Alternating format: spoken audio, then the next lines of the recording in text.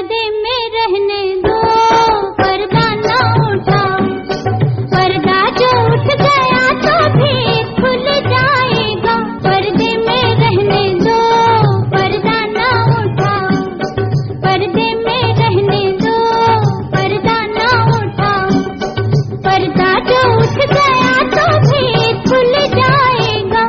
पर्दे में रहने दो, पर्दा ना उठाओ।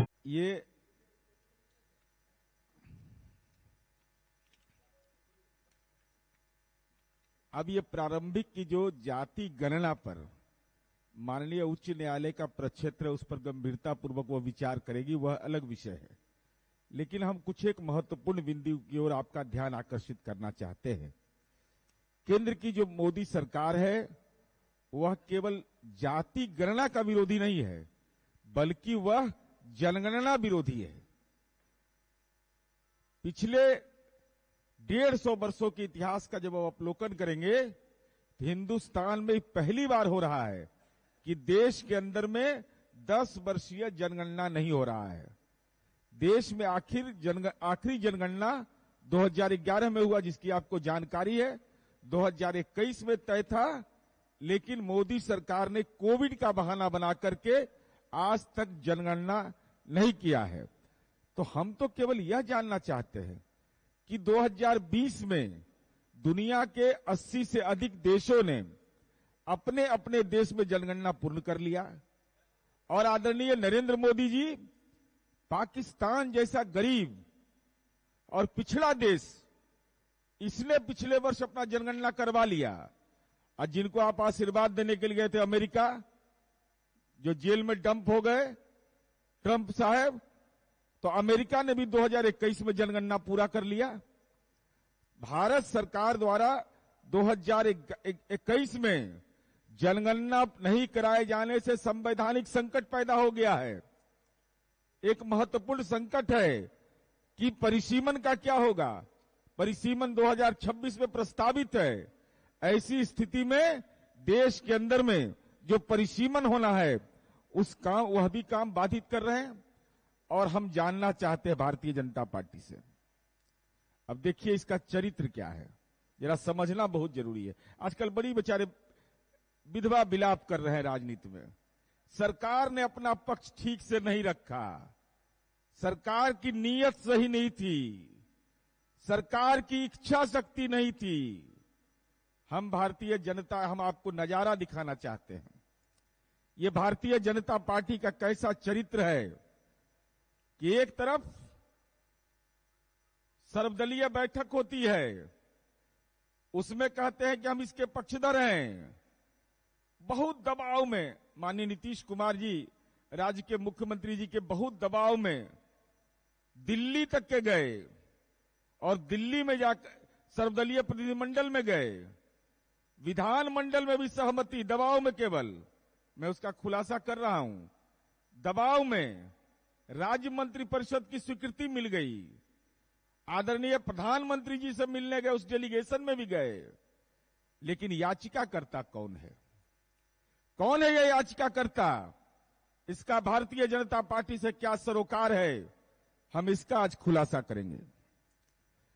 यूथ फॉर इक्वलिटी एक संस्था है,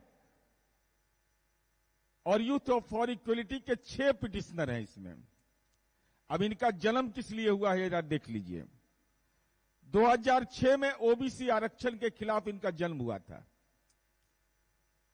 केंद्र सरकार ने देश के भी सभी उच्च शैक्षणिक संस्थान में ओबीसी आरक्षण अनिवार्य कर दिया था। उसके बाद इसने सुप्रीम कोर्ट में पिटीशन फाइल किया, और जिसे सर्वोच्च न्यायालय ने सरकार के पक्ष में फैसला दिया। 2019 में इसी संस्था ने यूथ फॉर इक्वलिटी 10% आरक्षण के खिलाफ सर्वोच्च न्यायालय में जनहित याचिका दायर किया। और सबसे महत्वपूर्ण क्या है, अखिल भारतीय विद्यार्थी परिषद, जो आरएसएस का स्टूडेंट विंग है, 2006 में संपन्न दिल्ली विश्वविद्यालय में चुनाव में विद्यार्थी परिषद का समर्थन करता है। हम भारतीय जनता पार्टी से यह जानना चाहते हैं कि यूथ फॉर इक्वलिटी से आपका रिलेशन क्या है। हम चाहेंगे कि हमारी पार्टी के सब लोग, जो हमारे माननीय प्रवक्ता लोग हैं, उनके हाथ में हम पोस्टर भी दे रहे हैं।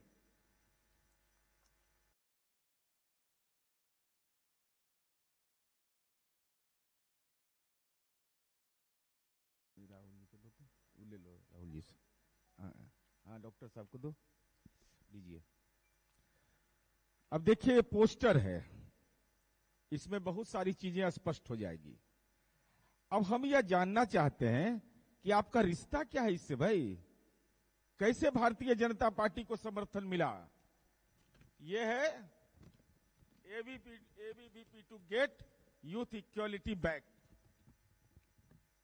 अखिल भारतीय विद्यार्थी परिषद वैसे संगठन का मदद कर रहा है जो देश के संविधान के तहत डॉक्टर भीमराव अंबेडकर ने जिस संविधान को बनाया, जिसके तहत समाज के दलित समूह को, पिछड़ा समुदाय को और हाल के दिनों में उनको आरक्षण की सुविधा मिली, उसके खिलाफ याचिका दाखिल करने वाला भारतीय जनता पार्टी का घोषित राजनीतिक एजेंट है।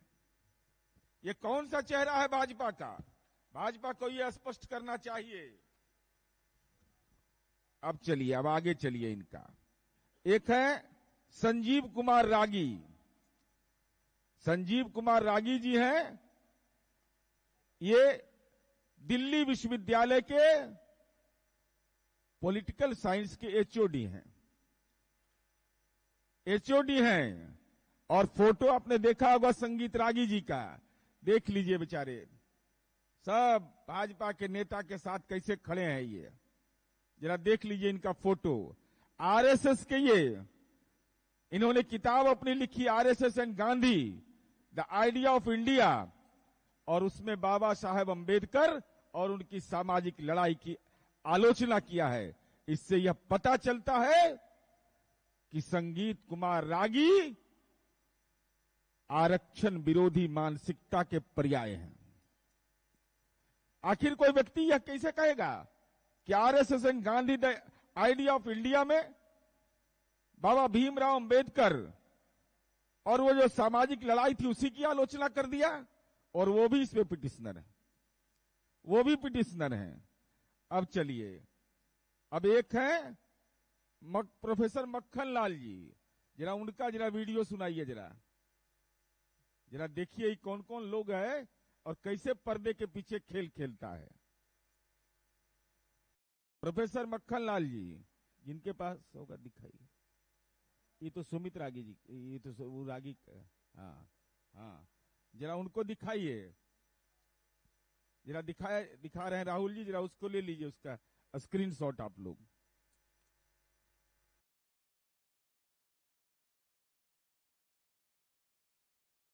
ये तो रागी जी हैं बेचारे, इस सबको बिहार के जाति गणना से बहुत परेशानी बेचारे। बताइए, गृह मंत्री जी भी अपना शोभा बढ़ा रहे हैं, लेकिन सर झुकाए हुए हैं उनके सामने, उनसे आंख मिलाने में इनको दिक्कत हो रहा है। वो जन्मना नहीं है, जो आपको पढ़ाता है कि वर्ण जन्मना है। फिर से दोबारा करिए। सिर धड़ से अलग करने की परंपरा ले आइए।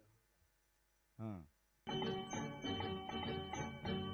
अरे वो नहीं, अभी वीडियो ध्यान से सुनिएगा इस वीडियो वर्ण को। जो है वो जन्मना नहीं है, जो आपको पढ़ाता है कि वर्ण जन्मना है, सिर धड़ से अलग करने की परंपरा ले आइए।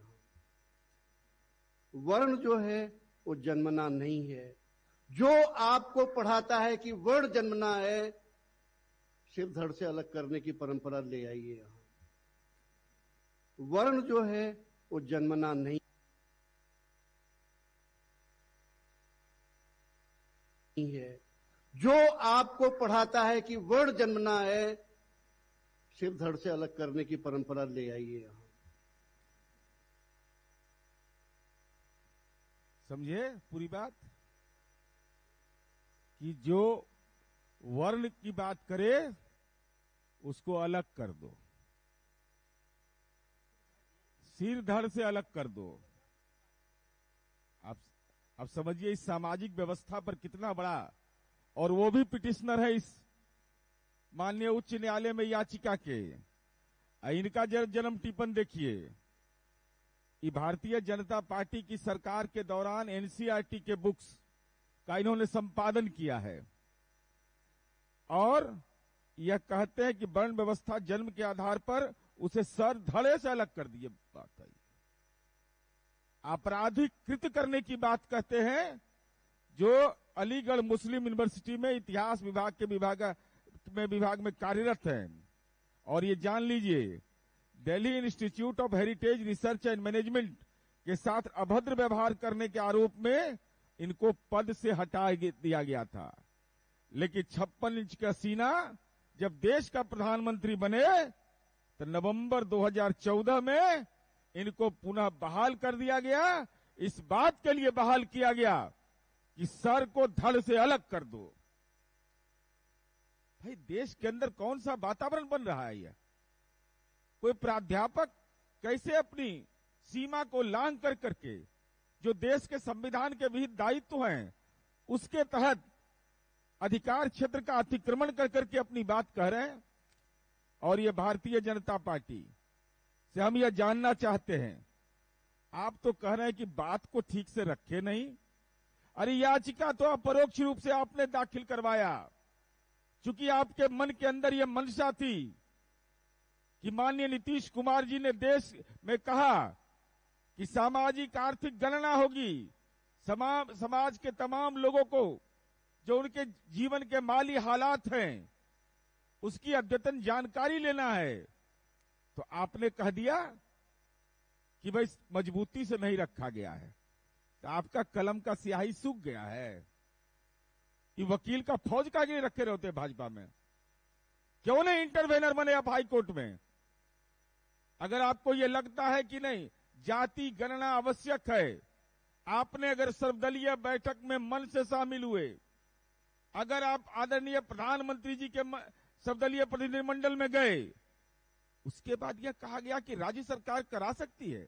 और जब हमने कराना, जब यह प्रक्रिया फर्स्ट फेज का शुरू हो गया, ट्रेनिंग दे करके बजटीय व्यवस्था करके, तो आपने जानबूझ कर करके, चूंकि आपके मन के अंदर विषैला जहर है, आपने जाति व्यवस्था जैसी जो सामाजिक कुरीति है उस पर जो हम हमला करना चाहते हैं, तो आपने ऐसी संस्था का इस्तेमाल किया। यूथ फॉर इक्वलिटी ओबीसी आरक्षण के खिलाफ वो याचिका दाखिल करता है, वो अपर कास्ट के आरक्षण के खिलाफ वह दाखिल करता है, अब आपके राजनीति का वह सेवा करने के लिए। तो हम जानना चाहते हैं कितना बड़ा ढोंगी है भाजपा के लोग। दोहरा चरित्र देखिए इनका। जाति तो 2014-15 में कर्नाटक में जाति गणना कैसे होने दिया? देश के अंदर आप नहीं करा रहे हैं, और केंद्र में तो आप 2014 से लेकर आज तक सत्ता में हैं।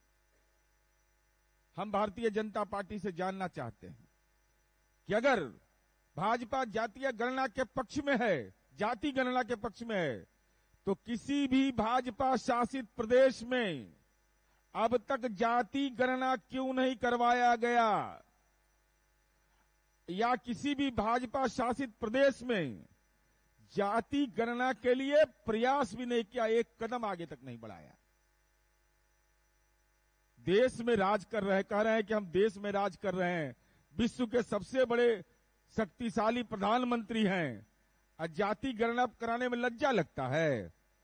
तो जब तक जाति गणना, अभी तक तो 3 राज्यों में, कर्नाटक हो, तेलंगाना हो, छत्तीसगढ़ हो, चाहे तो वहां चल रहा है, उसकी प्रक्रिया चल रही है, एक भी भाजपा शासित प्रदेश में जाति गणना के पक्ष में एक भी आवाज नहीं उठाते ये लोग। जबकि झारखंड, उड़ीसा आदि राज्यों में सरकार इस दिशा में पहल कर रही है।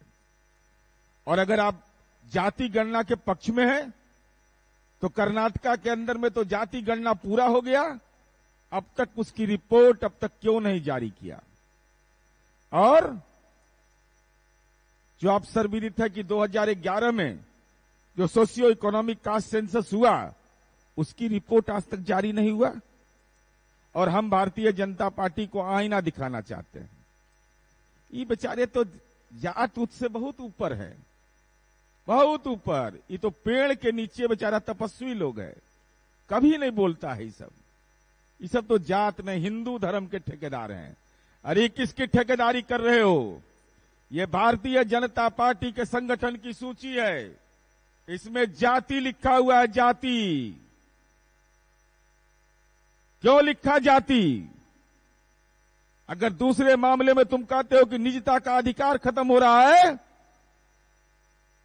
तो आधार कार्ड में कैसे होता है? सारा इंफॉर्मेशन तो दिया जाता है। लेकिन भारतीय जनता पार्टी का यह संगठन है, देख लीजिए इसका क्या है, जाति के आधार पर सूची है इनकी, और प्रवचन देते हैं कि जातिवाद फैला रहे हैं। अरे राजनीति के चंडूखाना में किसको घुमाना चाहते हो? किसको आप घुमाना चाहते हैं? ये तो एक्सपोज हैं आप कि भारतीय जनता पार्टी का ये संगठन का प्रारूप है, और संगठन के प्रारूप में जाति लिखा हुआ है। इस नग्न सच्चाई को भारतीय जनता पार्टी कैसे कबूल करेगी? कलेजा में दम है तो बताइए, ये भाजपा का है कि नहीं है? और साथ ही साथ हम यह बताना चाहते हैं आप तमाम लोगों को कि भारतीय जनता पार्टी के चरित्र में क्या बदलाव है। बोलेगा कुछ, करेगा कुछ। तो जो ढोंग है भारतीय जनता पार्टी का, पाखंड है, और हम तो यह जानना चाहते हैं। तो भारतीय जनता पार्टी को इस संबंध में अपनी बात को स्पष्ट करना चाहिए। जो याचिका करता है वह भारतीय जनता पार्टी की राजनीति का पक्षधर है। भाजपा के नेताओं के साथ कौन है यह प्रोफेसर माखनलाल जो इस ढंग का मंतव्य दे रहा हो और एनसीईआरटी के किताब का वो संपादन कर रहा है? जिनकी नौकरी चली गई थी उसको मोदी सरकार ने वापस कराया, इनके कार्यकाल के दौरान हुआ है। और ये तमाम यूथ फॉर इक्वालिटी को कौन सा ऑर्गेनाइजेशन है जो देश के अंदर में समाज के विभिन्न समूह को जो आरक्षण मिलता है उसके खिलाफ याचिका दाखिल करता है? आखिर इसके पीछे कौन लोग हैं? इसलिए हम आज के संवाददाता सम्मेलन में, मेरा सीधा आरोप है, माननीय न्यायपालिका उन बिंदुओं पर विचार करेगा, वह मेरा क्षेत्र नहीं है। लेकिन हम इतना जरूर दावे के साथ कह सकते हैं कि जो दस्तावेज हमारे पार्टी के प्रवक्तागण ने दिखाया और जो फोटोग्राफ्स हमने दिखाया है, जो उनके कृत्य का इतिहास दिखाया है, ए भारतीय जनता पार्टी बिहार के नेताओं, अगर बिहार के समाज के गरीब तबके हो, दलित हो, अति पिछड़ा हो, अल्पसंख्यक हो, गरीब सामान्य समुदाय के लोग हों, इन लोगों को जो संविधान के तहत जो आरक्षण मिला हुआ, जो सुविधा मिली हुई है, आपके दल के राजनीति में एक दूसरे के पोषक हाईकोर्ट में जाकर के जाति गणना रोकने का घृणित प्रयास कर रहे हैं। और इस साजिश में भारतीय जनता पार्टी शामिल है।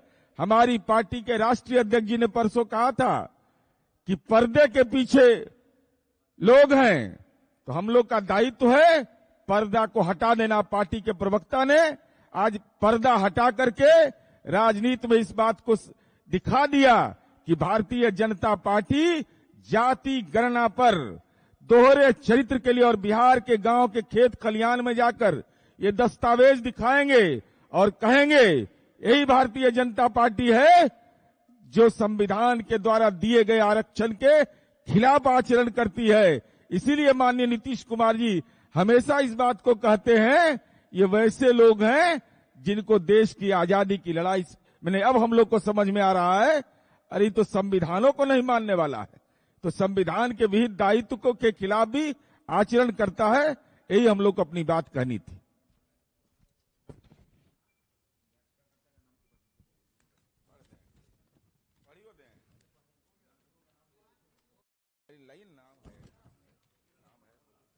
Youth for equality, professor Makhanlal, professor संगीत कुमार रागी, ये सब बेचारे अमित शाह जी के दुलरुआ है, सब एकदम फिट दुलरुआ है।